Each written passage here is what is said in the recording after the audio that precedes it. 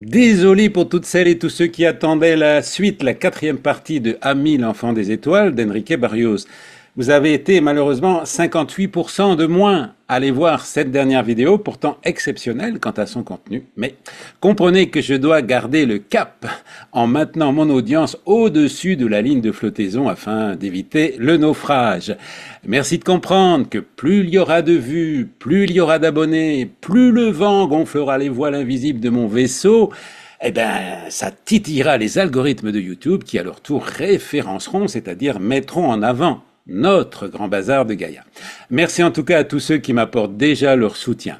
Une mention particulière toute spéciale à Flora et Colette qui m'envoient régulièrement une somme de plus du double du troisième niveau de Patreon, et ce à chaque mois que Dieu fait. Recevez toutes deux ma profonde gratitude. Alors, j'ai déjà remercié nommément, par leur prénom et en lettres d'or, les 201 premiers abonnés de Dowan TV sur Patreon dans la vidéo précédente, mais je le ferai à nouveau prochainement en y ajoutant les derniers arrivants. Merci par avance également à tous ceux qui s'abonneront maintenant. Si vous n'êtes pas fan de mes introductions à jonglage de mots et que vous regardez cette émission en rediffusion, autorisez-vous à aller directement au timecode qui s'affiche ici pour écouter avec vos yeux, voir avec vos oreilles et ressentir avec votre cœur la beauté joyeuse et rayonnante de Lynn Bolduc, mon invité d'aujourd'hui. Comme vous le savez sans doute, je ne suis pas en syntonie, priez pour nous, avec les publicités pourrielles de l'ancien monde et ne souhaite pas être dépendant des annonceurs. À moins que, à toute règle, il y a ses exceptions, à moins qu'un sponsor spécial et inattendu résonne avec les valeurs essentielles que nous partageons ici. Un sponsor à ressort qui changerait mon sort en nous apportant à tous un plus dans notre évolution globale où notre mieux-être est le bienvenu. Je reste donc ouvert aux propositions. Restez avec moi, restez avec moi. Dans quelques instants, vous allez découvrir mon invité que je ne vais pas subrepticement abducter dans mon vaisseau. Elle a préféré rester à terre et elle a bien raison. Une invitée de marque qui ne s'appelle pas Marc, puisque vous le savez déjà, mon invité s'appelle Lynn. Une Lynn qui s'active en live et en ligne. Une ligne droite, le plus court chemin d'un point à un autre. Une ligne de chance, une ligne de conduite. Une ligne de force et d'inspiration, fluide, délicate et précise. Une ligne qui n'est pas une tête de ligne note qui sait dire yes et qui sait dire note, une tête d'affiche qui se fiche des notes sans dénoter des notes de la symphonie du Nouveau Monde, pas celle de Dvorak, la numéro 9, encore que je l'écoute beaucoup car nous savons faire du neuf avec du vieux, mais avec la symphonie vibratoire des âmes incarnées de notre belle planète bleue. Générique.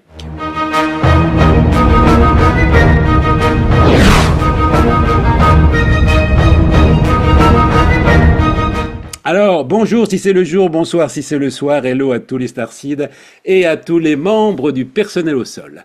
Pour ceux qui ne me connaissent pas, je suis Phil Dowan, un être divin, tout comme vous, venu des Pléiades en passant par Sirius, spécialement missionné pour vous informer sans vous déformer, afin que vous incarniez sans le nier et en niant les niais, les changements que vous voulez voir dans le monde. Je suis un Phil d'Ariane, 3 en 1, coach holistique HPE à triple casquette, 2 voix avec un X, 2 voix avec un E, spécialisé dans la communication écrite et orale afin d'améliorer les relations humaines et aussi, bémol, chroniqueur de l'invisible pour que vous vous émerveillassiez, émerveillez. Ne quittez pas l'écoute, dans quelques instants, vous allez résonner au bois et musette 2 concerts avec les paroles sages, lumineuses et vivifiantes de Lynn Bolduc au service de notre mieux-être depuis près de 30 ans. Formatrice et conférencière internationale avec plus de 3000 présentations au-delà des frontières. Lynn est une experte et Dieu sait si nous en avons besoin en ce moment de la résilience, de l'engagement, de la joie, du plaisir, de la bienveillance, de la santé globale et du bien-être au quotidien. Lynn Bolduc est auteure et non pas autrice, j'apprécie son choix de vocable qui sonne mieux à l'oreille, auteur donc de cet ouvrage, si j'ai bien compté, en lien avec la santé mentale, la santé émotionnelle et la santé physique. 1. Les messages de l'ego, paix, amour et joie, ici et maintenant, renaître du passé des larmes au rire, Choisir l'abondance, Destination plaisir et mieux-être, tous les quatre aux éditions Québécois, et ces trois derniers bébés aux éditions Gratitude, Se libérer de la dépendance affective, Comment aimer sans se perdre, Le mieux-être par le rire, réveiller son médecin intérieur, et Émotion, joie de vivre et auto-guérison, qui sera le fil rouge de cette émission. Si vous êtes en direct avec nous, ou plutôt en première sur YouTube, autorisez-vous à vous introduire dans le chat, sans attention zoophile, et je vous répondrai en direct. Le chat se trouve à droite de la vidéo. Voilà, nous y sommes. Bonjour Lynn, comment vas-tu? Comment circule ton énergie vitale aujourd'hui? Ben, merci Phil pour cette belle introduction. Merci à chacun, chacune de vous d'être présent pour ce moment qu'on va partager ensemble et je vais merveilleusement bien. L'énergie circule de façon fluide et je suis prête à partager de mon cœur au vôtre tout le monde ce contenu où est-ce que Phil saura me guider d'une façon impromptue. Je n'ai rien préparé, je me laisse porter par son vaisseau. Et je le guide Magnifique. qui vient de son cœur, de son être. Merci beaucoup, Lynn. En tout cas, moi, je suis très heureux de te recevoir. Alors, bah voilà, on va faire le petit jeu comme d'habitude, hein, une quarantaine de questions dans ce jeu de cartes. Et oui, c'est moi qui vais te guider, mais moi, je vais me laisser guider par le hasard. Donc, c'est finalement le hasard parfois bizarre, qui fait souvent bien les choses, qui va nous guider. Donc, je bats les cartes, pas trop fort pour pas leur faire mal, et je prends une qui va sortir, c'est celle-ci, c'est celle-là. Que dit-elle?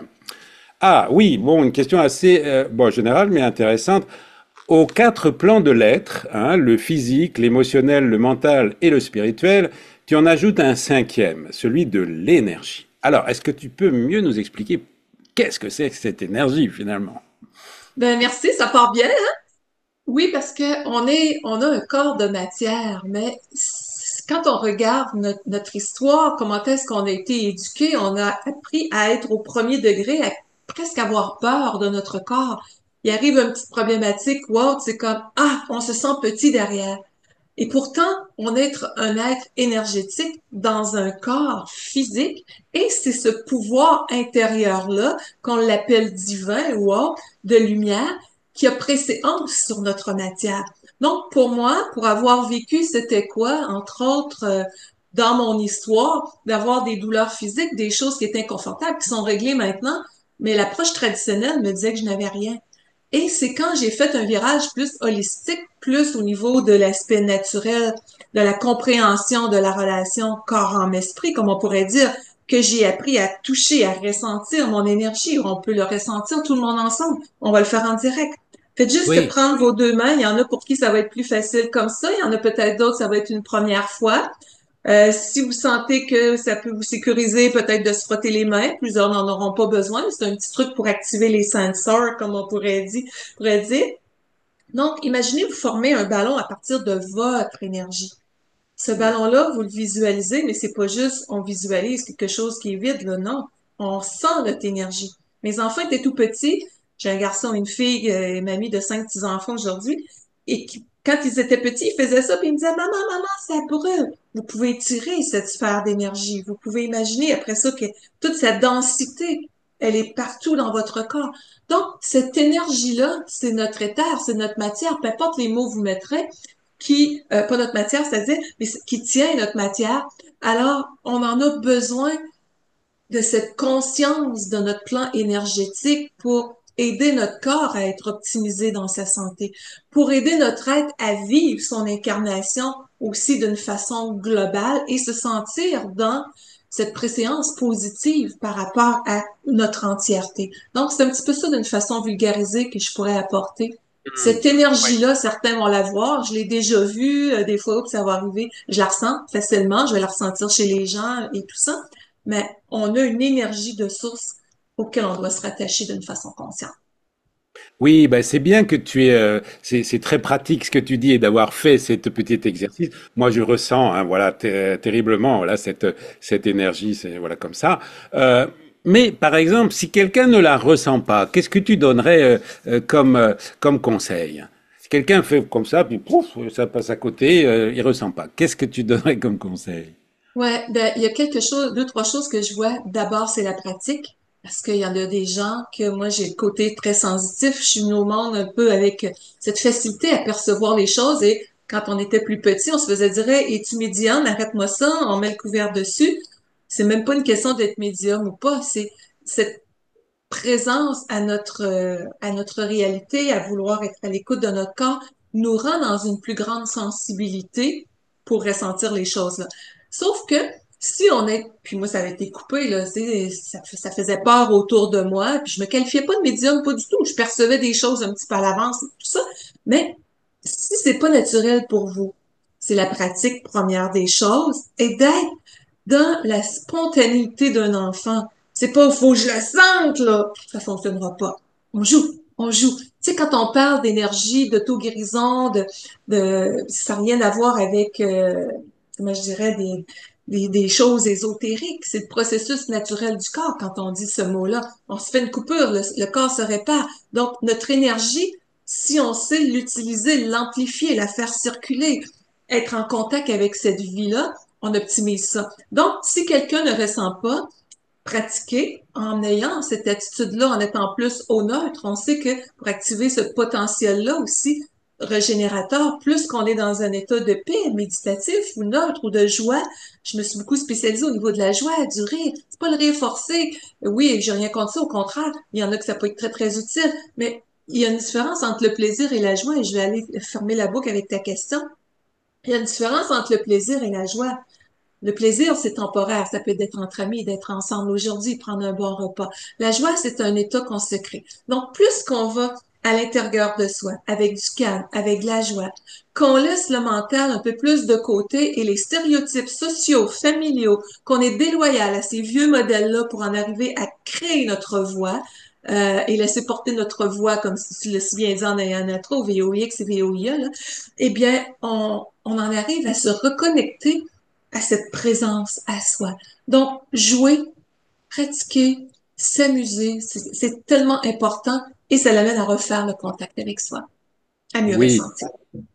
oui, et tu l'as bien dit, nos merveilleux modèles sont les enfants, hein, bon, qu'à 4, 5, 6 ans avant qu'ils soient un peu formatés par la société, et voilà, c'est nos modèles. Donc c'est le jeu, la joie. Moi, je suis de plus en plus là-dedans, tu vois, c'est très, très important et très, à la fois simple et, et pas si simple, parce qu'il faut nous enlever plein de C'est croyances déprogrammé.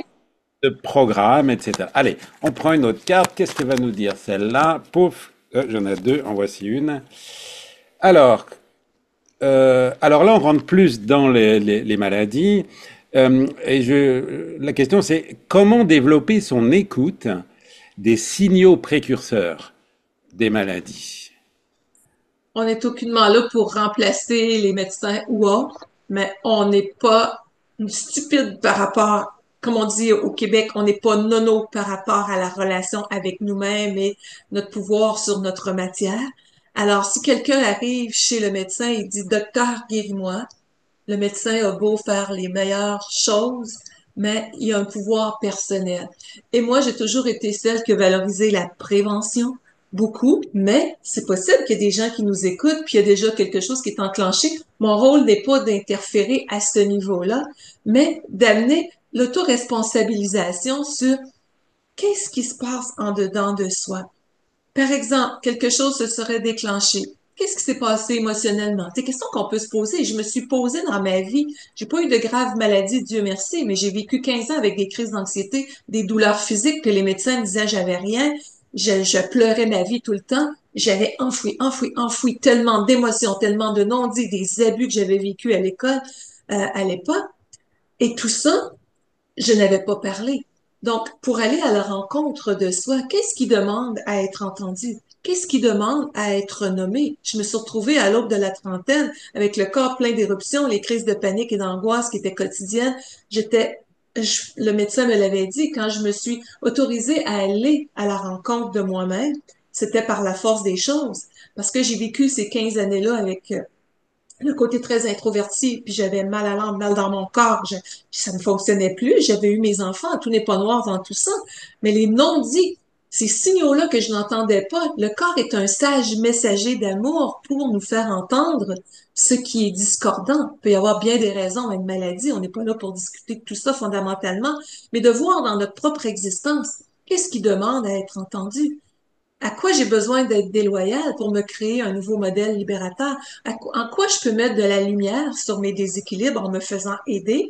Et c'est pour ça que j'ai écrit les 7 livres, entre autres. Il y en a seulement 3 qui sont encore disponibles parce que quand on est avec une maison d'édition, on veut reprendre nos droits, bien, il faut tout réécrire les textes. Alors, c'est colossal, vraiment. C'est pour ça que j'en ai réédité 3 à avec ma propre maison d'édition. C'est seulement pour moi. J'édite pas d'autres livres, là, pour personne d'autre. Mais c'est pour ça que j'ai gardé ceux, ça me parle tellement quand on parle de réveiller notre médecin intérieur, d'aller à la rencontre de nos émotions, de notre joie de vivre pour connecter à la conscience au-delà des mots MAUX, eh bien, c'est ma propre expérience qui a parlé et j'ai vu des gens depuis 1995, qui est là où j'ai lancé ma carrière suite à m'en être sortie de cette expérience-là, parce que le médecin m'avait dit en passant, euh, si t'acceptes pas des médicaments pour t'aider à dormir, puis de te calmer les nerfs au moins 3 semaines, j'étais rendue d'une maigreur extrême, je suis pas certain que tu verras grandir tes enfants. Donc, j'étais face à ma vie, j'étais face à moi-même, et là, je me suis mise à parler. J'étais en crise de panique, j'étais toute étourdie dans son bureau quand je lui ai dit, Hey, je suis une femme forte, je vais encore m'en sortir toute seule. J'avais la mort dans le visage. Et il avait raison de dire, je savais que j'étais en train de frapper le mur. J'étais un cas d'hospitalisation, j'avais l'ego trop fort à l'époque pour l'accepter. J'avais besoin de soutien psychologique et physique, mais non, j'avais brûlé la chandelle par les 2 bouts tant que j'avais été capable. Donc, écoutez ce que le corps dit. Qu'est-ce que je peux lui donner aujourd'hui qui va faire du bien? Puis je suis pas en train de dire quand on parle du corps qu'on est dissocié, au contraire. Mais comment je peux nourrir mes cellules au quotidien? De mon énergie, où est-ce que je les vois tout avec le sourire? Je fais circuler mon énergie. Donc, c'est ça que j'amène beaucoup, ce dialogue avec le corps, avec les cellules, dans mes écrits, dans mes formations. J'ai un volet beaucoup grand public aussi, où est-ce que j'aborde plus des choses comme on fait en ce moment. J'ai un volet plus corporatif, qu'on va aller plus dans des préventions d'épuisement. Je vais parler de santé mentale aussi, communication, la joie de vivre, c'est immensément important.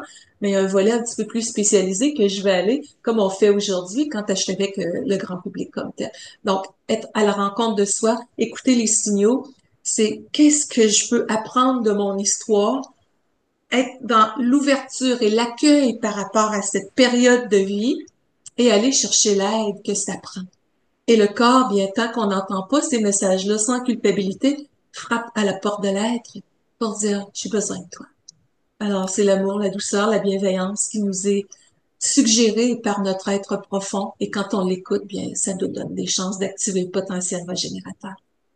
Oui, oui, merci, merci. J'aime dire aussi que bah déjà la personne avec qui on va vivre jusqu'à la fin de notre vie sur Terre, c'est nous-mêmes. Mais je dis maintenant encore plus qu'en fait, il y a une personne qui peut vous aimer plus que toutes les autres au monde. C'est vous-même. Donc c'est vraiment important d'établir ce contact comme tu dis. Mais il y a d'autres questions peut-être plus précises encore là-dessus. J'en prends une autre là pour donner du rythme. Bah, c'était justement celle-là, tu vois, que je voulais te poser. Ça tombe bien, c'est les dialogues avec les cellules, tu vois. Donc page 31, tu en parles très bien. Alors est-ce aussi simple qu'un appel téléphonique? Allô mes cellules, comment ça va? Voilà. Donc est-ce que tu peux me parler un petit peu plus de ça? Parce que moi, j'ai fait l'expérience 3 fois là récemment, grâce à Pierre Lessard, que j'ai vu en séminaire. Bon, j'ai participé à son séminaire et je suis fait un dialogue avec les cellules et j'étais très surpris parce que j'ai entendu une réponse. Oh, j'ai bah, merde alors. Bon, et j'ai fait une deuxième question quelques jours plus tard, une autre réponse aussi à la même question, hein, et une troisième fois. Après, j'ai un peu peur d'aller parler à mes cellules. Comment tu fais pour parler aux cellules? Est-ce que c'est si simple que ça? Voilà, dis-moi tout. C'est intéressant, oui, j'apprécie Pierre aussi. C'est quelqu'un qui a fait énormément pour aider les gens jusqu'à ce jour. Ma façon à moi, c'est un petit peu dans ce sens-là aussi, c'est très simple dans le fond. C'est que si il y a, j'ai 2, 3 choses qui me viennent en tête. Par exemple, une zone du corps qui serait plus sensible. Moi, je prends l'exemple, quelqu'un aurait mal au ventre. Dans un premier temps, ça peut être juste de faire le vide à l'intérieur de soi, d'avoir les mains sur le ventre. Et juste comme aller poser la question à l'intérieur. Qu'est-ce que tu as à me dire aujourd'hui? Qu'est-ce qui est là? De quoi tu as besoin pour établir l'harmonie, faire le vide? Et j'ai sur ma chaîne YouTube différentes méditations justement pour enclencher, pour aider à ce niveau-là. Il y en a une que j'appelle pour la libération intérieure. Là, c'est comme au niveau mental, il y a comme un mur qu'on peut aller défaire. Je vais pas trop aller là-dedans pour l'instant, là, mais quand on a une difficulté, souvent physique, ça peut être un enchaînement émotionnel qui peut être là aussi. Il peut y avoir bien d'autres choses. On n'est pas là pour étiqueter aussi, voici, ça c'est la solution. Non, mais c'est un ensemble de choses avec les traitements que vous faites ou autres. Si on peut ajouter, par exemple, une compréhension des émotions, ça l'aide. Donc, quand on prend, je sors un petit peu de l'exemple de dire, OK, c'est quoi tu as besoin, le ventre, là, mais ça, je suis tentée de le donner, l'exercice un petit peu. Je vais vous donner les bases. Supposons que vous pensez à quelque chose qui vous dérange dans votre vie, que ce soit émotionnel ou physique. Il y a différentes émotions qui vont venir par rapport à ça. Un déséquilibre dans le corps, je compare ça à un code barre sur un produit qu'on passe sur le lecteur électronique, par exemple, dans un magasin. Au lieu d'être des barres, ce sont des émotions fondamentalement. Ça relève de la programmation neurolinguistique et j'ai utilisé cet exercice-là avec plein de gens avec qui j'ai fait du coaching pendant des années dans les conférences. J'ai arrêté le coaching maintenant dernièrement par choix pour aller plus dans mes conférences, dans les formations. Mais les émotions, si on prend l'exemple, une personne aurait un inconfort par rapport à sa mère. On donne un exemple comme ça. OK. Quand elle se ferme les yeux, c'est quoi les émotions que ça fait émerger?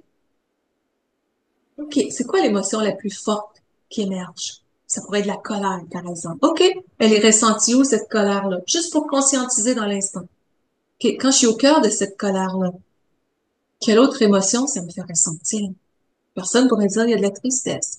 OK, je le ressens où dans le corps? Et il va y avoir souvent 6, 7 émotions superposées comme ça. Et à chaque fois, la personne arrive à un moment donné et va dire je n'en sens plus d'émotion. Donc, on vient d'aller chercher un code barre, pour ainsi dire. Et le cerveau adore les images mentales, le cerveau, l'inconscient, l'ensemble de notre profondeur plus subtile pour déstructurer des programmations.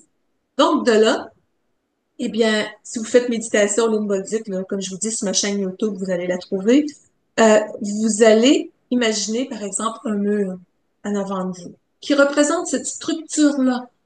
Donc, au premier degré, des fois, c'est dur d'aller parler avec soi pour certaines personnes, pareil comme le ballon d'énergie tantôt. Tandis que cet exercice-là, la plupart des gens vont être capables d'y arriver. On imagine un mur. Ce mur-là représente cette structure-là. Vous pouvez vous demander un sage ou une sage qui vient vous aider. Ça pourrait être un être spirituel en qui vous avez confiance, un personnage imaginaire, un héros de votre enfance, un animal de compagnie, peu importe. Ce sage-là, je serais pas supposée de le dire, mais dans le fond, représente aussi votre profondeur intérieure, votre lumière. Mais des fois, on a peur de s'autoriser à ce qu'on soit si puissant. Donc, si je le dissocie par un personnage, c'est la même chose. Ça devient plus facile pour certaines personnes. Donc, le sage vient vous aider et le but, c'est d'aller au-delà de ce mur-là. Sachant que ça représente la structure émotionnelle, la structure de l'inconfort, que ce soit au niveau des cellules, au niveau émotionnel. Alors, vous pouvez imaginer que vous prenez soit une échelle en diagonale qui est appuyée sur le mur, vous glissez de l'autre côté dans une belle glissoire, comme dans les parcs d'amusement d'enfants. Ça pourrait être de la dynamite pour le faire exploser, mais elle éclatera pas trop, ça va rester sur place. Un bulldozer pour le jeter par terre, un tunnel, une porte, peu importe. Le but est d'aller de l'autre côté, sachant que assurément, ça va être positif pour vous. Donc, une fois traversé, les gens de l'autre côté vont voir comme le bord de la mer, une clairière, un jardin, peu importe, ça va être de la lumière. Et je leur disais, comment vous vous sentez dans votre corps, dans vos émotions? Et à peu près tout le temps, les gens disent, je me sens comme dégagé d'un poids immense. Donc, on fait une bascule où est-ce que on devient responsable du changement, acteur ou actrice de tout ça. Donc, ça, c'est une façon. Parler avec le ventre aussi, par exemple. Quand j'avais fait mes formations en PNL dans les tout débuts, j'ai refait des mises à jour en neurosciences et tout ça avec le temps. Puis des fois, je parle des formations, mais j'aime plus ou moins ça parce que c'est pas ça qui me définit. C'était des outils d'évolution, mais à la base, c'est comment je dirais, c'est mon expérience, c'est l'expérience acquise avec les gens. Quand ça fait des centaines de milliers de gens qu'on rencontre dans le monde, il y a du vécu qui est là, il y a des partages, on fait des déclics, on apprend énormément aussi. L'aspect humain, il est riche. Donc, ça amène des choses. Mais je reviens à mes toutes formations en PNL en 94 à peu près. Et puis, une petite phrase nous avait été enseignée quand il y avait une douleur, de mettre les mains sur la douleur, par exemple. J'en ai pas, là, mais si on prend l'exemple, là, quelqu'un, ce serait le cas, l'épaule, là. OK, je me pardonne et pardonne aux autres pour le passé. Et je l'ai testé et pendant 10-15 minutes. Donc oui, ça crée comme un vide mental, mais en même temps, c'est une façon de repacifier. Oui. Alors, le mot pardon va être là pour certaines personnes. Il y en a d'autres qui vont dire j'accueille ce qui a été tout ça, ça pourrait être mis dans vos mots. Il y a une autre façon. Je suis en train de te faire une conférence pour une question. Hein. Vas-y, Je pense que vas-y. j'ai plein de petits trucs qui viennent. Là. Oui, oui, vas-y, je t'en prie. On peut juste mettre les mains. On pourrait imaginer qu'on tire l'énergie de la source, comme une belle lumière. Vous pouvez imaginer de la couleur que vous voulez, blanche, dorée.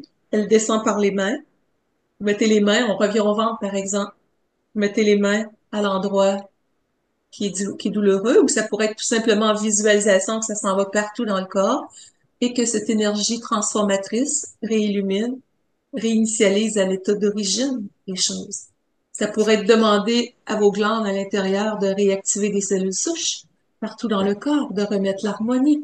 Donc, c'est vaste. Ça pourrait être autant d'aller œuvrer au niveau du macrobiote, dans mon premier métier est en diététique aussi, de soutenir la santé intestinale. Il y a plein de choses. Mais ce dialogue avec les cellules, pour moi, c'est sentir que elles ont besoin de moi, ces parties-là. Bon, elles ont besoin de mon être énergétique. Elles ont besoin de mon amour. C'est juste des parties qui ont manqué d'amour et de les aider là-dedans. Je sais qu'il y a des gens qui vont dire, ouais, mais c'est pas toujours facile, tout ça. On comprend. Mais c'est encore mieux que de ne rien faire. Si on peut alléger une problématique, si on peut amener de la douceur, tant mieux. Et j'ai vu des gens dans ma pratique qui étaient condamnés carrément. Je me souviens dans une conférence, et c'est ce qui m'a inspiré le livre aussi, des cas comme ça. Quand on dit le livre Émotion, joie de vivre et autoguérison. Je suis dans une conférence un jour, et on va pas dire on est au corporatif. Mais c'est un groupe qui est très ouvert aussi, et je le vois au corporatif de plus en plus quand même, cette ouverture-là aussi, c'est moins rationnel qu'avant. Et puis, le monsieur vient me voir, puis il me dit, il y a 13 ans, j'étais aux soins palliatifs, les médecins me donnaient 3 jours à vivre. J'ai nommé quelque chose, dit-il, qui était là depuis longtemps. Les signes vitaux se sont mis à se replacer. Ça faisait 13 ans qu'il était là, qu'il était en parfaite santé. J'ai vu des gens, des cas comme ça, je pourrais vous en raconter tellement. J'ai vu, on a fait une émission sur ma vie à Radio-Canada à un moment donné, à l'époque que la télévision était plus populaire. Et puis, ça s'appelait La Croisée des chemins. Donc, c'était de relater comment je m'en étais sortie. Et dans l'autre émission, il y avait une femme qui avait eu, j'ose le nommer, là, la sclérose en plaques, et elle avait plus de traces de ça. Mais elle était allée faire ce décodage émotionnel intérieurement. Donc, je sais que c'est souvent, malheureusement, tabou dans notre société de dire et de nommer qu'il y a autre chose que les standards connus. Mais c'est ça qu'on a besoin de se réapproprier, notre essence, cette compréhension-là, et retrouver notre souveraineté d'être dans toute notre lumière. Alors Ouais. voilà. Oui, c'est ça, tu le dis très très bien là, c'est récupérer notre souveraineté d'être. Et je dirais aussi, bon, pour ceux que le qualificatif ne gêne pas, de dire que nous sommes des êtres divins, comme je le dis maintenant. Voilà, on est des êtres divins. Puis si on se réfère aux religions, à Jésus, Yeshua, il disait, ce que j'ai fait, vous pourrez le faire et plus encore.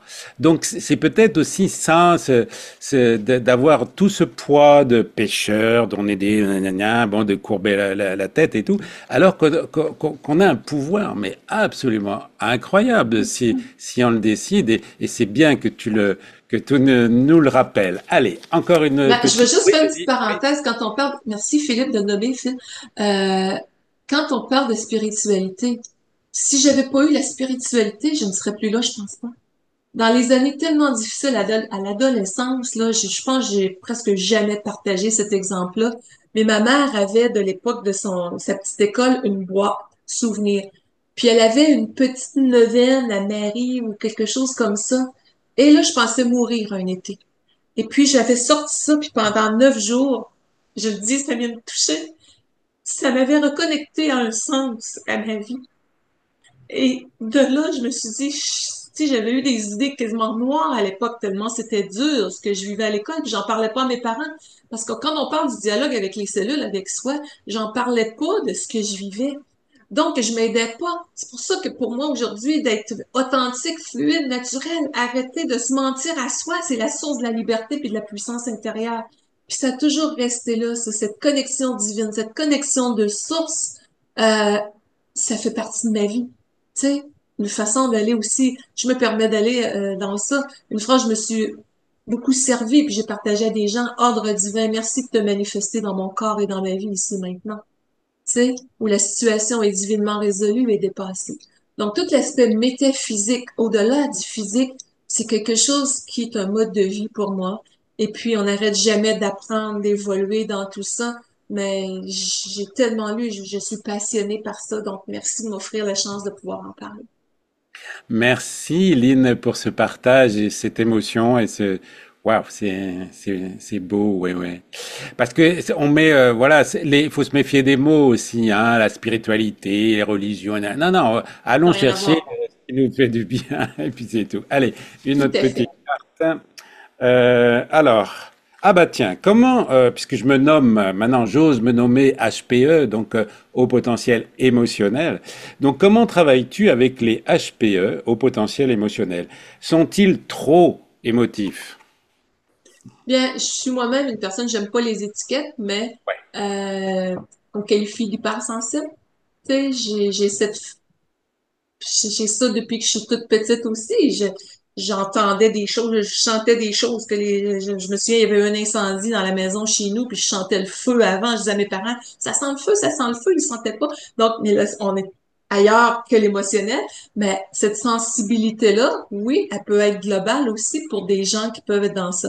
Donc, je me dis, c'est de s'accueillir dans tout ça, c'est de nommer. Il n'y a pas de baguette magique, mais je les reconnais plus facilement étant cette personne-là qui a eu à aller à la rencontre de cette immense charge que ça pouvait représenter quand je savais pas comment j'aime pas le mot gérer, mais l'accueillir puis la manœuvrer avec.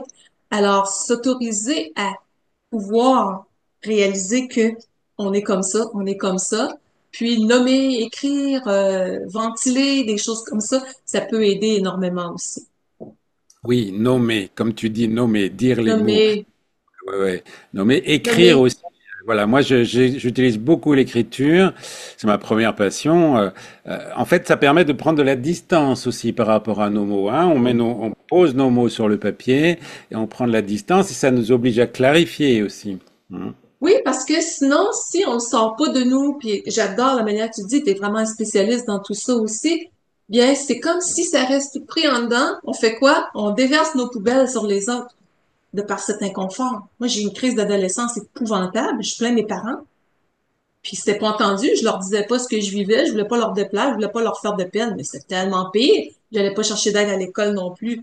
Puis je regarde avec mes propres enfants, ils en ont pas eu de crise d'adolescence parce que je culpabilise aucunement mes parents. On évolue de génération en génération et je me suis dit, moi, je vais couper la chaîne des générations. Ça, c'est clair, c'est évident. Puis, tu sais, je l'ai toujours senti que comme si j'étais là pour nettoyer d'en haut, d'en bas dans les générations, pour qu'on soit dans la fluidité énergétique lumineuse la plus grande possible. Puis je regarde ma lignée est beaucoup plus en harmonie que moi j'ai pu l'être aussi. Hmm. Ouais, c'est beau ça. Ok, allez, encore une carte. Qu'est-ce que c'est ça? Alors, comment stimuler, accélérer. Alors, peut-être ça, je parle du système immunitaire, mais ça, c'est une question que je vais garder pour après, parce elle pourrait être politiquement incorrecte. Donc, on en prend une autre, on la garde pour Patreon pour après. Alors, c'est plutôt celle-là. Qu'est-ce qui, au quotidien, crée un manque de présence à soi qu'il faudrait éliminer? Donc, qu'est-ce qui, au quotidien, crée un manque de présence à soi? Ouais. La peur de déplaire, la peur de l'inconnu, la peur de ce que les autres vont dire, la peur de pas faire comme les autres, la peur d'être soi, n'ayons pas peur de la peur parce que la peur n'aura pas peur de nous faire peur. Donc, c'est vraiment, j'aime beaucoup l'humour à travers de tout ça, hein, parce que Oui. souvent la société est beaucoup trop sérieuse et puis ça nous empêche d'être dans la pleine expression de soi. Donc, d'en arriver à... Tu m'as posé ta question, là, j'ai fait mon petit jeu de mots, j'ai perdu le Oui, fil non, non, de ta mais c'est très question. bien. Tu parles de présence à soi, Oui, hein. Et présence à soi. Ouais, qu'est-ce j'avais qui eu un écart. crée un manque de présence à soi? Qu'est-ce qui fait qu'on n'est pas dans son corps finalement, quoi? Bon, ouais. Ouais. Trop dans le mental, euh, pris dans l'agitation du quotidien, métro, boulot, dodo. Et la société est extrêmement conçue pour nous garder captifs de ces schémas-là aussi. Alors, moi, dans ces moments-là, quand j'ai eu tellement peur de pas passer à travers, je m'étais juré qu'au moins 20 minutes par jour. Je m'étais mis un chiffre comme ça, je prendrais du temps pour moi. Où est-ce que j'en suis rendue dans ma vie et tout ça. Donc, pas faire une suranalyse, non, mais juste cette présence, comment je me sens aujourd'hui. Y a-t-il des tensions dans les mâchoires? Observez en ce moment tout le monde. Vous nous écoutez. Y a-t-il des tensions dans les mâchoires? Moi, à l'époque, c'était tellement tendu, les mâchoires me décrochaient. Tellement que les muscles étaient tendus, c'était rigide ici, le cou était comme gonflé, le médecin me disait j'avais rien. J'étais crispée de partout. Donc, j'avais vécu des abus à caractère sexuel à l'école aussi. Tout mon corps était crispé en autodéfense. Donc, j'étais même plus présente à moi, j'étais présente à la survie. J'étais aux aguets, dans l'hypervigilance. Donc, en arriver présent à soi, c'est d'être capable d'avoir des outils, des nouvelles ressources aussi, se faire aider. Je suis allée consulter, j'ai été dans les approches holistiques beaucoup, soins énergétiques, puis compréhension émotionnelle, féminin blessé, j'enseigne moi-même là-dedans aujourd'hui, pour aider à me lire plus facilement intérieurement. Tu sais, quelqu'un me disait récemment, t'as tellement l'air zen et posé, qu'est-ce que tu fais pour être comme ça? Ben, il y a 30 ans en arrière, facilement. Hein, c'est d'avoir marché la route avec persévérance. Et ce qui m'a pris 30 ans, je trouve qu'avec l'accélération du temps ou des ressources qu'on a, qui, pas l'accélération des ressources, mais la disponibilité des ressources, on peut faire ça beaucoup plus rapidement, heureusement. Moi, je suis partie, j'ai défriché ma route. Tu sais, j'ai créé mon métier de toute pièce, elle n'existait pas nulle part. Alors, cette présence-là, elle est toujours venue, je prends mon exemple, de qu'est-ce que j'ai de besoin? Quels sont vos besoins émotionnellement, professionnellement, spirituellement, sexuellement ou autre? Quels sont vos besoins? Prendre le temps de déterminer c'est quoi mes territoires non négociables. De quoi j'ai besoin moi si on prend l'aspect amoureux. Une majorité de gens sont pas heureux en amour. Quand on n'est pas bien en dedans de soi, c'est dur d'être présent à soi. On est en survie, puis on est aux aguets des fois et tout ça. Donc, juste de dire de quoi moi j'ai besoin. J'ai besoin de calme, j'ai besoin de sérénité. Qu'est-ce que je peux faire aujourd'hui pour commencer à me le donner davantage? Et c'est tout ça. Aller prendre une marche, contact des pieds avec le sol en pleine conscience. Je me ground aussi. On a beau être dans une dimension spirituelle, mais on est dans un corps matière aussi. Ça peut être une marche pleine conscience qu'on appelle. On s'en va marcher, oui, contact des pieds avec le sol. Qu'est-ce que je vois? Qu'est-ce que j'entends? Qu'est-ce que je sens? Comment je me sens? Qu'est-ce que je sens et comment je me sens? Ça pourrait être une marche anti-stress pour la présence à soi, deux par deux. Chacun votre tour pendant 15 minutes, les yeux fermés. Vous vous laissez guider par l'autre personne. Présence à soi. Ça l'aide à calmer le mental, ça l'aide à se recentrer, à aller faire une lecture corporelle, une lecture émotionnelle. Ça se peut qu'il y ait des larmes, ça se peut qu'il y ait de l'émerveillement. Donc, c'est s'autoriser à agir pour soi. Oui, c'est ça. Et s'émerveiller, s'émerveiller. Allez, quelle autre carte? Ah oui, tu parles à un moment donné de Marie-Lise Labonté, et je l'avais suivie il y a longtemps. Qu'est-ce que Marie-Lise Labonté t'a apporté? Eh ben, Marie-Lise Labonté, je viens de parler de féminin blessé, entre autres, dans ce parcours personnel. Et on sait que c'est une majorité de femmes aussi qui sont comme blessées dans leur féminité. Et c'est pas une question de talon haut et d'apparence. Fondamentalement, la féminité, c'est un état d'être, comme dans n'importe quoi dans la vie. Et c'est un état d'être. Moi, j'étais la fille qui s'habillait jamais en jupe. Là, je suis presque toujours en jupe. J'étais en pantalon, j'étais plus garçonne, mais je voulais pas laisser aller ça parce qu'à l'adolescence, j'avais fait rire de moi parce que j'avais apparemment une apparence qui était avantagée et tout ça. Donc, j'avais inversé les rôles par protection. Donc, je m'étais, comme dit Marie-Lise, cuirassée. Les cuirasses, c'est les émotions qui s'en vont dans le corps et qui vont laisser certaines cristallisations. Donc, j'en ai fait une formation là, inspirée de mon propre parcours qui est sur mon site Internet et je ne veux pas aller trop là-dedans. Mais Marie-Lise, de par son auto-guérison avec les mouvements de libération corporelle, est un exemple extraordinaire d'être à l'écoute du corps, d'être à l'écoute de ce que nos mémoires émotionnelles ont à exprimer. Et je fais moi-même du mouvement de libération, j'ai tous mes petits outils, mes balmos et compagnie, et j'aime beaucoup aller dans cette conscience du corps. Donc, quand on commence à jouer avec tout ça, on s'aperçoit que, oh là là, quand je suis debout à faire mes choses, je me rends pas compte que telle zone, elle est hyper crispée. Et je me souviens, je faisais une formation en libération et cuirage, justement. Et puis, il y a un mouvement qui vient toucher un mollet, comme une balle mousse qu'on a en dessous d'un mollet, et j'éclate en sanglots, mais j'ai pleuré ma vie, il y avait comme une colère qui sortait. Donc, ça peut s'être cristallisé à différents endroits dans notre corps. C'est pour ça que pour moi, la conscience du corps, elle est importante. Se masser, faire des étirements, faire du yoga, c'est pas juste des mots, ça, qui font, là, OK, c'est beau, on médite, puis on est assis sur une roche, puis on contemple, là. Non, c'est beaucoup plus profond que ça. Mettre le corps en mouvement, tu sais, il va y avoir plein d'autres choses. Ça pourrait être la technique Nado, ça pourrait être, il y a Zach Bush qui a amené aussi 4 autres mouvements qui viennent stimuler l'oxyde nitreux au niveau du cerveau pour aider le processus de rajeunissement, pour soutenir la vitalité. Mais Marie-Lise Labonté a été un exemple, a été précurseur vraiment de cette approche d'autoresponsabilisation sur notre mieux-être et que c'est possible quand on s'investit d'améliorer notre qualité de vie physique et émotionnelle. Oui, justement, bon, j'avais préparé une autre question, mais là, je l'ai dans la tête, à propos du mouvement. Je pense que c'est très important parce qu'on est devenu, avec les ordinateurs, avec le travail, voilà, le travail derrière un écran, on est devenu très sédentaire. Et donc là, moi, je me rends compte vraiment de l'importance des mouvements. Et toi, tu parles de mouvements libres que tu amènes dans tes séminaires. Tu peux m'en parler un peu plus? Vraiment, j'entends déjà les chansons, là, ce que tu me le dis. J'ai tellement fait ça, oui, puis j'en préparerai prochainement, puis ça me fait penser justement, c'est quelque chose que je vais ramener aussi. Euh, j'ai une pièce que je pense à deux en particulier. J'ai vécu des extraordinaires révélations de la part des participants. Il y en a une, c'est un peu comme à saveur amérindienne, comme si on était un grand aigle dans les airs, là. Puis que je mets, puis là, je tamisais les lumières. J'ai fait ça jusqu'avec des groupes de 200-300 personnes, là. C'était tellement beau, comme des groupes plus intimistes. Puis là, c'était en mouvement libre. Puis là, je disais aux gens, observez comment vous allez vous sentir. Est-ce que c'est dans l'ouverture? Est-ce qu'il y a des résistances? Est-ce qu'il y a des peurs?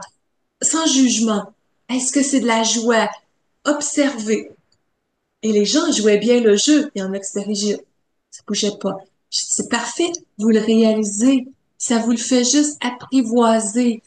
Donc, et je me souviens, il y avait une petite mamie à un moment donné, d'un certain âge, là, qu'elle vient me voir. Elle dit, c'est un des plus beaux moments de ma vie. Elle dit, j'étais tellement bien. Ah, c'était tellement touchant. C'était beau. Donc, ça nous amène dans une connexion intimiste avec soi. Un autre que j'ai fait des fois, c'est avec une musique beaucoup plus tribale.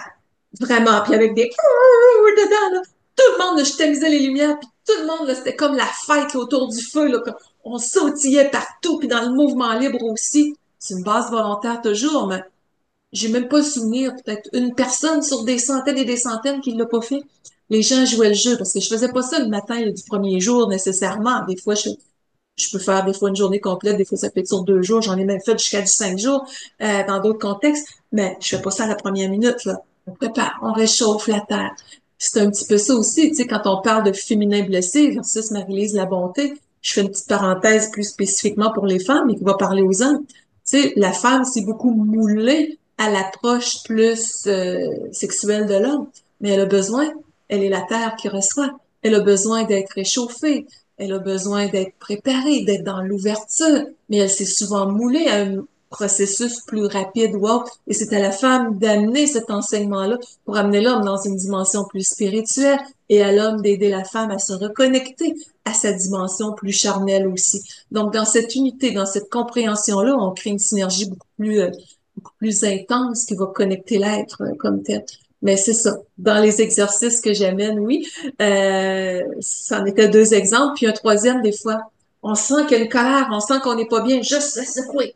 Faire sortir le surplus d'énergie qui est là. Ça va faire un bien immense. Mettre les mains en dessous d'un robinet avec l'eau verte Oui. comme un ground, comme l'effet paratonnerre. Avec conscience, je sors ça du subconscient, cette énergie-là où je la sors du physique. Il y a une douleur, je ground, et je ramène mon énergie de lumière à l'intérieur de moi, puis je vais en chercher en surplus. J'en ai besoin de la source. Oui, oui, oui. C'est beaucoup des Oui, choses que j'utilise.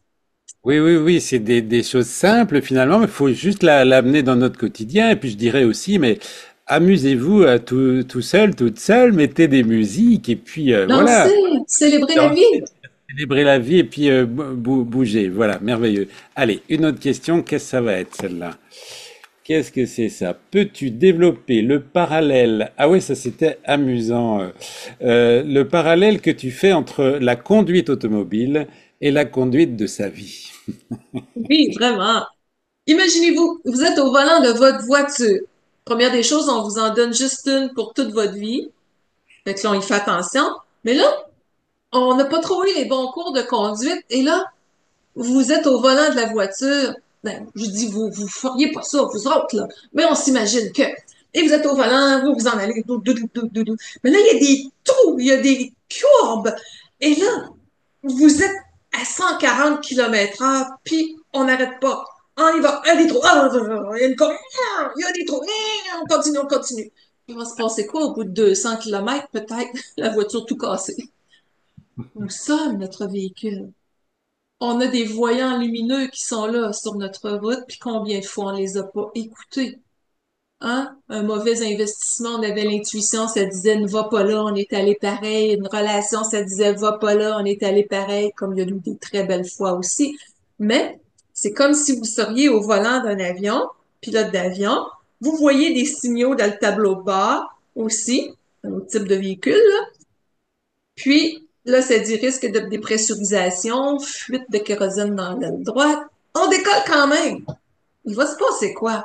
Bien, souvent, on avait des signaux sans culpabilité. On a décollé quand même. On s'est pas écouté. On a décollé quand même quand ça nous disait, j'ai de l'énergie pour faire tant d'heures par semaine, puis j'ai poussé la machine. Ça a été moi. Je n'arrêtais pas. Et c'est pour ça aujourd'hui, on le sent dans l'énergie, là, vibratoirement parlant. On est là, ça nous demande de plus se reposer, de ralentir, euh, de simplifier, comme on a mentionné tantôt. Donc, c'est là le parallèle avec la voiture.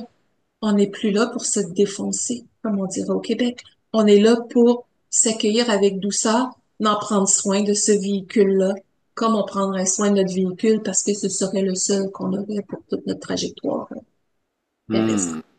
Merci pour ces belles images. C'est important, hein, les images, les métaphores, tout ça, hein. Alors, qu'est-ce que c'est ça? Euh, j'écris très mal, hein. Donc, alors, toute maladie n'est-elle pas due à un déséquilibre de l'ordre naturel des choses? Comment remettre de l'ordre? Bah, c'est une question un peu générale, là. Comment remettre de l'ordre dans cette disharmonie? Donc, toute maladie n'est-elle pas un déséquilibre de l'ordre naturel? Qu'est-ce qu'on peut faire pour remettre de l'ordre? Bon, question générale, large. Le mot tout est grand. Oui. Alors, je dis toujours, il peut y avoir plusieurs causes à une problématique et seul le médecin pourra en faire le diagnostic. Mais je me dis, même si c'est une maladie physique reconnue, que ce soit un cancer ou autre, il peut y avoir des choses émotionnelles. Mais quand tu dis désordre, déséquilibre des choses, bien, il y a un déséquilibre physique pour qu'une problématique se crée. Il y a un accident d'auto, il y a un déséquilibre physique. C'est la logique des choses. Donc, par déséquilibre, il va y avoir plein de choses qui peuvent être, comme tu dis, on parle du mode de vie sédentaire. On parle de l'alimentation souvent qui va être déficiente. On n'a plus la même qualité d'alimentation qu'il y a autrefois avec tous les pesticides et autres qui sont dedans. Pour la même carotte, c'est plus la même valeur nécessairement. On n'est aucunement là pour paniquer, là, de se dire, OK, j'ai plus rien pour bien me nourrir, mais on a la capacité moi, ce que je vais faire souvent, je vais magnétiser ma nourriture. C'est comme je vais mettre dans ma nourriture ce pourquoi j'ai le goût qu'elle opère à l'intérieur de moi positivement. Donc, on peut la programmer, entre guillemets, pour qu'elle aille spécifiquement à un tel organe créer de l'harmonie. On peut la programmer pour qu'elle soit source d'énergie et de vitalité. Donc, au niveau de la respiration aussi, on a juste à imaginer le diaphragme ici, comment est-ce qu'il est crispé. Moi, j'ai développé un tic nerveux respiratoire à l'époque dans tout ça, et j'ai compris par après, quand ça s'est replacé, que c'était mon diaphragme qui était tellement crispé, je respirais en superficialité beaucoup. Donc, de réaliser que ce muscle-là, ici au-dessus de l'estomac, ça devient comme une pâte à modeler, comme un élastique souple. Donc, c'est déjà là un premier déséquilibre majeur qui, selon moi, doit toucher plein de gens. Les gens reçoivent une mauvaise nouvelle. Des fois, on est en train de manger. Ah, j'ai plus faim. Le plexus solaire qui est là exactement aussi dans ce point-là va être affecté.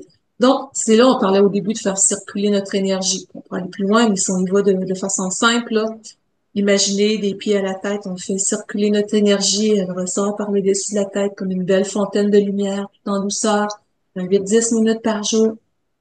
Donc, oui, les déséquilibres peuvent être nombreux, puis c'est relié au mode de vie aussi souvent. Donc, être dans le respect de notre énergie, être dans, conscient que, on prend juste l'exemple, j'aime ça la simplicité dans les exemples, là, c'est le cas de dire, vous êtes en train de manger. Idéalement, ce serait important de déposer la fourchette à chaque bouchée, puis de mastiquer au moins 25 fois par bouchée. Quelles sont les personnes qui sont à ce rythme-là? Moi, j'ai presque toujours, sauf mon conjoint, quand j'ai connu mon conjoint, il finissait le dernier à table, j'étais toujours celle qui finissait la dernière à table. Prendre conscience d'être présent à notre nourriture, à ce geste-là, entendre le seuil de satiété aussi. Donc, faire les choses avec un peu plus de lenteur. Il y a des personnes qui vont dire, ouais, mais moi, je suis une personne hyper visuelle, envoyez, go, go, go. Je l'étais, moi aussi. Je le suis probablement toujours. J'ai appris à calibrer les choses. On n'est pas des machines. Et plus qu'on va vite, plus qu'on risque de frapper des murs aussi. Donc, ces déséquilibres-là, c'est prendre soin de notre qualité d'alimentation. C'est moi, j'ai toujours dit, je suis une naturopathe sans papier, parce que de façon autodidacte. Avec ma mère, on allait cueillir des plantes médicinales quand j'étais petite. J'ai toute ma pharmacie naturelle à la maison. Donc, je me suis hyper documentée sur autant les plantes, les huiles essentielles, l'énergie, d'avoir pas pour rien quand je dis réveiller votre médecin intérieur, là, il y a tellement d'approches qu'on peut aller chercher pour se soutenir, outre ce qui nous a été enseigné d'une façon plus traditionnelle, outre la médecine allopathique. Alors, les déséquilibres, c'est à moi, comme être humain, d'aller à la rencontre de mes habitudes.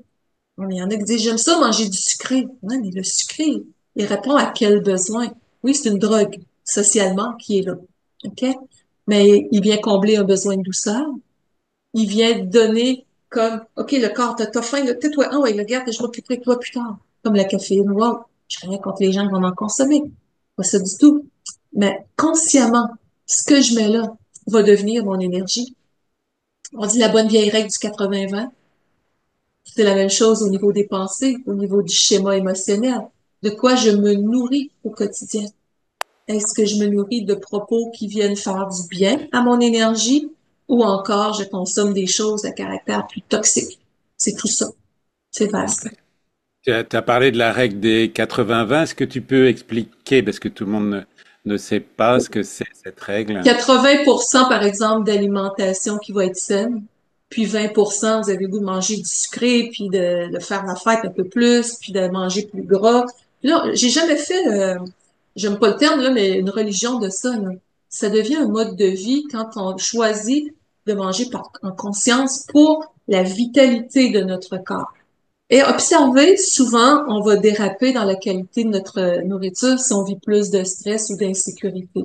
On dirait que ça devient la compensation naturelle. C'est un autre volet que j'ai enseigné beaucoup au niveau du poids santé, au niveau des saines habitudes de vie. Vous avez tout ça sur linbolduc.com aussi, là. Il y a un onglet formation qui explique. Vous avez des pages d'explication là-dessus. Mais 80% de qualité le plus possible pour 20% que garde. On se donne une souplesse. On veut manger un gros dessert, on est entre amis, puis on va en manger un dans la semaine. Mais c'est différent de s'empiffrer. Puis notre corps, notre foie, notre système digestif, il doit filtrer ça après. Ça. Hmm. Super. Allez, une autre question. Qu'est-ce que c'est? Ah bah ça, tu l'as déjà dit, c'était le mouvement libre, hein, donc on en prend une autre. Alors, tu dis le médecin est indispensable, il doit être là pour poser les diagnostics et encadrer les traitements. Quand as-tu, ah oui, c'est une question personnelle, quand as-tu vu un médecin la dernière fois? Il y a combien de temps que tu as vu un médecin, toi, Lynn? 10, 12 ans. Je me doutais que ce serait une réponse super. Voilà. Bah, écoute, là, il y a no comment, à moins que tu aies envie de commenter, parce que ça c'est beau. Moi, c'est pareil. Je veux dire, mais j'ai fait des efforts quand même, parce que je suis quand même, j'avais mis un peu trop de côté les médecins, et je me suis réconcilié quand même. Tu vois, je suis allé voir, mais je vois plus les médecins de la même manière. Je les vois comme tu le proposes, c'est-à-dire que, bah, est-ce que tu peux expliciter un peu mieux comment Ben, travailler avec? j'hésiterais pas si je sentais qu'il y avait quelque chose, mais je suis très, très, très à l'écoute de mon être. Je fais régulièrement du soin énergétique, des choses comme ça. Alors, je me dis, c'est pour moi la confiance en mon système immunitaire, la confiance en mon être. Puis, j'ai tellement vu des gens, tu sais, je vais faire du jeûne régulièrement, donc je m'assure de nettoyer mon être, d'être à l'écoute. Alors, je fais confiance à mon système immunitaire. Donc, Oui, oui, oui. Oui, bah, à propos du jeûne, moi j'ai fait un jeûne de 3 semaines avant Noël.